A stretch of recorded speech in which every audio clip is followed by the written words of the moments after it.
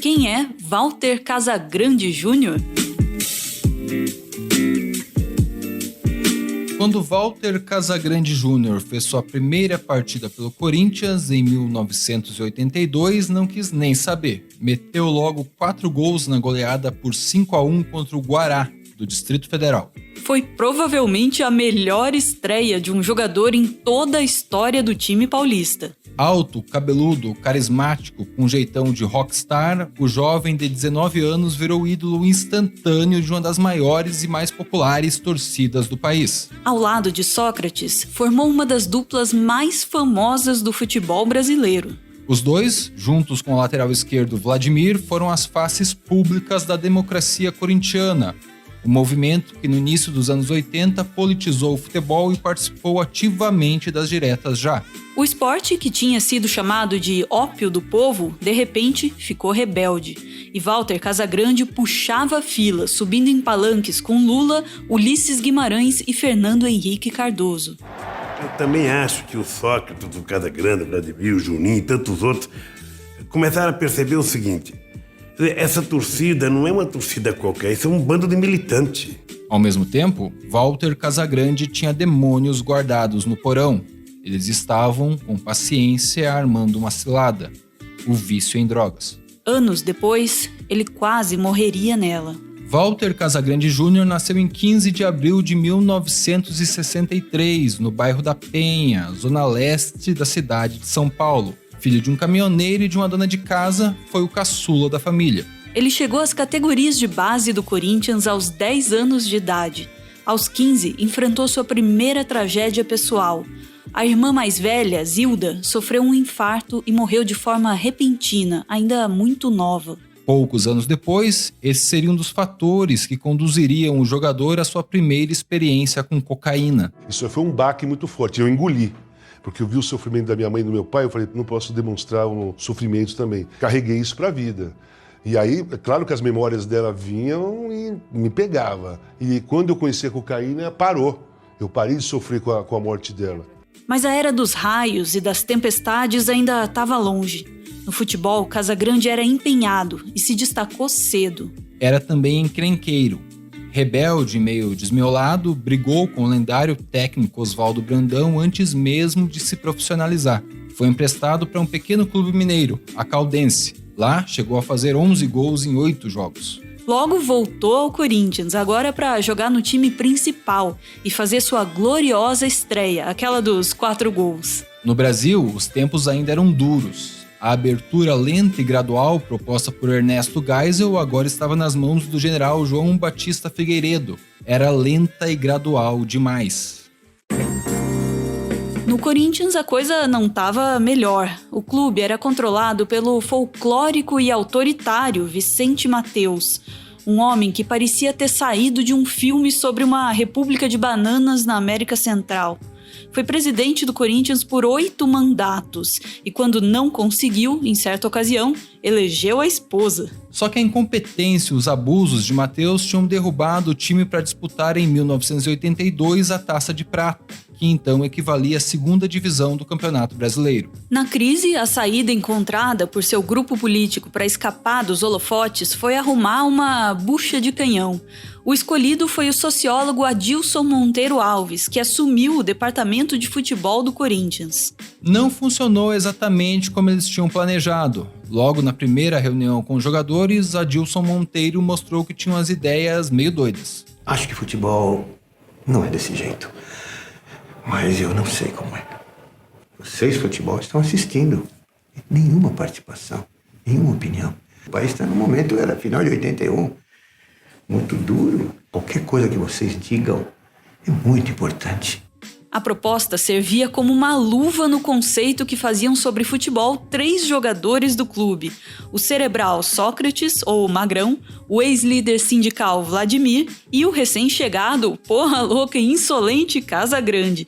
Eles seriam os expoentes da agora inaugurada democracia corintiana. Dentro do Corinthians, a gestão do futebol passou a ser feita coletivamente. A concentração dos atletas foi abolida. Decisões sobre a escalação do time até novas contratações eram votadas. Os prêmios pelas vitórias, antes restritos aos jogadores, começaram a ser divididos com os demais funcionários: o roupeiro, a faxineira, o motorista do ônibus. Funcionou!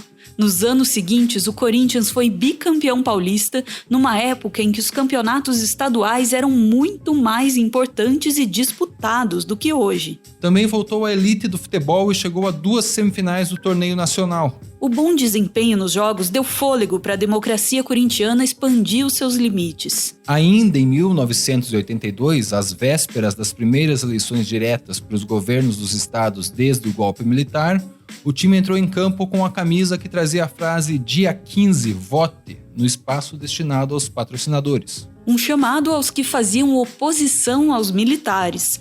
O raciocínio era simples: quanto mais gente fosse às urnas nas eleições de novembro, mais chances os candidatos de oposição tinham de derrotar os fantoches do regime. Que, é claro, não gostava nada daquela história de jogador de futebol metendo bedelho em político. Os principais expoentes da democracia corintiana eram monitorados pelo DOI-CODE. O movimento era um incômodo para a ditadura e precisava ser desmoralizado.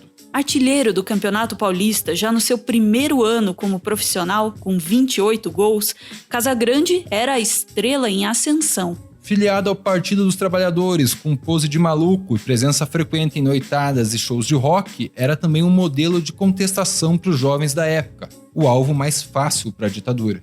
Ele passou a ser frequentemente parado pela polícia. Tomava gerais, às vezes mais de uma por dia. Em uma das abordagens, foi espancado. Em dezembro, acabou preso, acusado de porte de cocaína, num flagrante que ainda hoje ele garante ter sido armado. Depois que eu fui preso, o Magrão virou como um tipo de um escudo, de um protetor. Eles, no Corinthians mesmo, eles se organizaram entre eles de não deixar que eu saísse sozinho a maioria das vezes. Então, era uma quarta-feira, acabava o jogo, eu falava, eu vou sair, vou pra balada, eu vou lá no bar tal. Não, então beleza, eu vou com você. O Magrão ia comigo, ficava comigo a madrugada toda. Era um modo de eles me protegerem contra um novo ataque da repressão, da polícia. O Magrão foi o meu maior parceiro no ano de 83, em cima dessa preocupação de a repressão me prender de novo. E aí a nossa amizade ficou muito próxima. Ali mesmo nós viramos praticamente quase irmãos, sabe? Quase irmãos, porque ele estava comigo todo dia, o tempo todo. 6 meses depois, ele foi absolvido por falta de provas. Ao mesmo tempo, Casagrande e os colegas mergulhavam na campanha das diretas já. Os comícios tomaram corpo depois que o deputado do Mato Grosso, Dante Oliveira, do PMDB, apresentou uma proposta de emenda à Constituição que previa a volta do voto popular para presidente nas eleições seguintes, de 1985. A última manifestação no Vale do Anhangabaú, em São Paulo, reuniu 1 milhão de pessoas.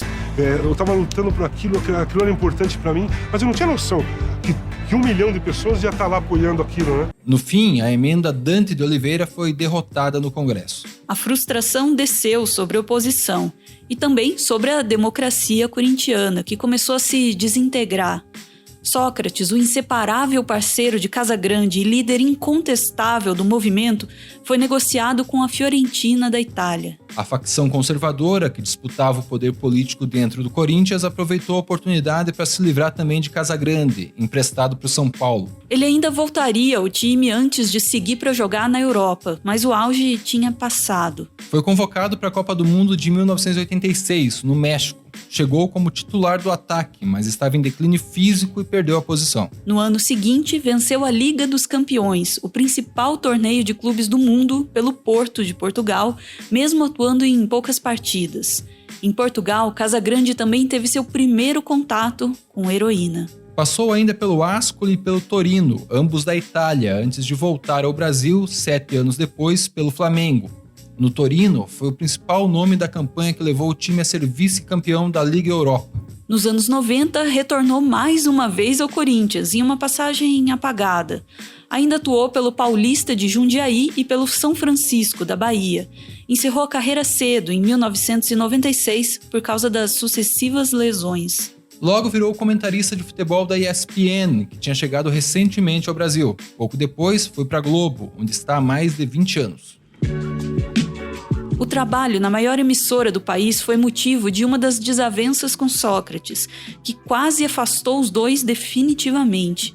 O antigo parceiro acusava Casagrande de ter se vendido ao sistema. Casagrande ficou puto. A avaliação do ex-jogador sobre a maior emissora do país, no passado identificada com o regime militar que ele combateu, fica mais clara em uma entrevista que ele deu para a revista Trip, em 2002. Disse: "Fui à Globo com um pé atrás, mas me deram carta branca. Quando o Felipão elogiou o Pinochet, por exemplo, dei bronca nele ao vivo. Muitos me dizem na brincadeira, se vendeu para a Globo. Não sou advogado da Globo, mas não concordo também quando criticam a Globo por mudar o horário dos jogos. Quem critica não põe nenhum para os clubes. Se a TV largar, o futebol vai falir. Se decidirem que sábado vai ter novela e domingo reality show, acaba o futebol." Os dois amigos e ídolos da democracia corintiana só se reaproximaram mesmo em 2011, pouco antes de Sócrates morrer por complicações causadas pelo alcoolismo. Nós ficamos um bom tempo sem se ver e eu acho que nem é necessário, porque o carinho e o amor que eu tenho pelo Magrão não há necessidade de eu ver todo dia, entendeu?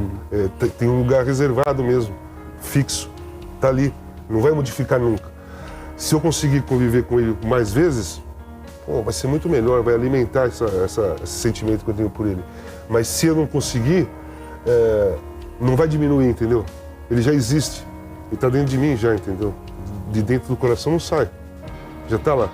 Se o amigo morreu por conta da dependência química, Casagrande também precisou pagar seus pedágios na estrada da autodestruição. O longevo hábito de usar drogas, que vinha desde a juventude, começou a sair de controle em 1998. Ao todo, ele sofreu 4 overdoses, uma delas na frente de um dos 3 filhos, então com 16 anos. Também passou por 3 internações para tentar superar a dependência e viu o casamento de 21 anos com a ex-jogadora de vôlei Mônica Feliciano ir por água abaixo. O auge da loucura aconteceu em 2007, quando Casagrande, fugindo de um dos demônios que frequentemente visitavam as suas alucinações, apagou no volante e capotou um Jeep Cherokee, atingindo 6 outros veículos e por pouco não atropelando dezenas de pessoas que estavam na calçada. Foi para o hospital em coma e dali direto para uma clínica de reabilitação, em uma internação involuntária. Ele estava reduzido a 70 quilos, sem comer ou dormir há dias, com o corpo cheio de hematomas causados pelas aplicações de cocaína injetável. O clínico geral e infectologista Arthur Timerman, médico do ex-atacante há décadas, deu uma entrevista para a revista Veja em 2017. Ele falou sobre a situação de Casagrande no momento da internação. Seu quadro, à época, era absurdamente crítico.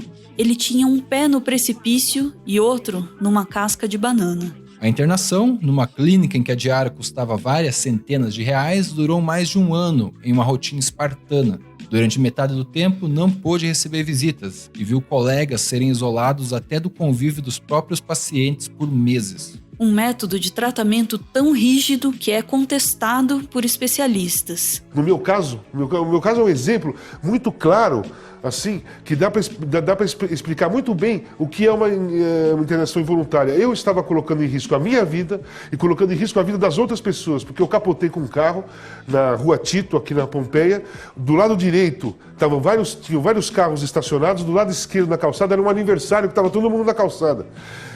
Eu perdi o controle do carro, eu dormi no carro por efeito de droga e acabei caindo para o lado direito e capotei em cima de todos os carros que estavam lá. Mas eu podia ter ido para o lado esquerdo e matado um monte de pessoas. Então eu estava colocando a vida de risco, colocando a minha vida e a vida de outras pessoas em risco. Tinha que ser interditado o meu dia a dia. Alguém tinha que tomar uma decisão de falar assim, esse cara não está em condições de viver dentro da sociedade nesse momento. Quando saiu, Casagrande contou ainda por muitos anos com o apoio de psicólogos e acompanhantes terapêuticos que iam com ele aonde quer que fosse. Ele retomou o trabalho de comentarista, mas sofreu uma recaída em 2015, depois da morte da mãe.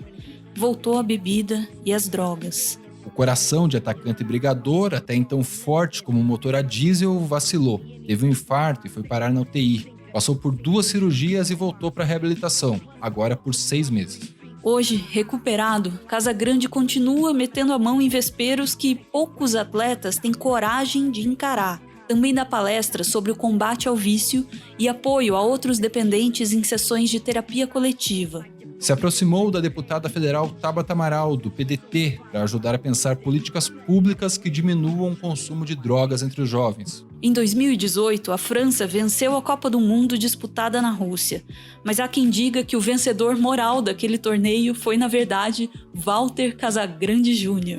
Foi uma Copa para ficar para a história. Uma Copa realmente para ficar para a história. Galvão,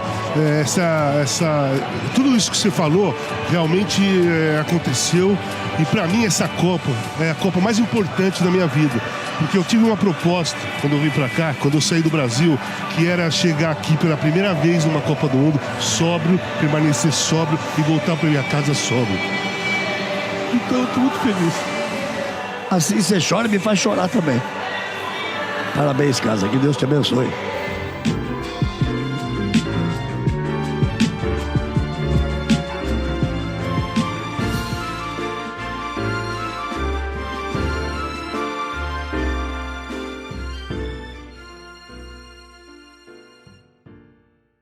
Muito obrigado por ver esse vídeo até o final. O Meteoro é mantido graças a uma campanha de financiamento coletivo. Quem participa aparece aqui no finalzinho para receber o nosso agradecimento. Hoje a gente vê aí o Maclay acompanhado da amiga Gabriele, uma amizade de 6 anos. E a Gabriele ganha do Maclay a mensagem que segue nesse 16 de dezembro, um dia especial para eles.